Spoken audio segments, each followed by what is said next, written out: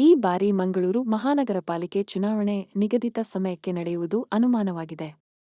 ಮಂಗಳೂರು ಮಹಾನಗರ ಪಾಲಿಕೆ ವ್ಯಾಪ್ತಿಯನ್ನು ವಿಸ್ತರಿಸುವ ಚಿಂತನೆ ಒಂದೆಡೆ ನಡೆಯುತ್ತಿದ್ದರೆ, ಮೀಸಲಾತಿ ಬದಲಾವಣೆ ಬಗ್ಗೆಯೂ ಪಕ್ಷಗಳ ಮುಖಂಡರಲ್ಲಿ ಒಳಗಿಂದೊಳಗೆ ಚರ್ಚೆಗಳು ನಡೆಯುತ್ತಿವೆ.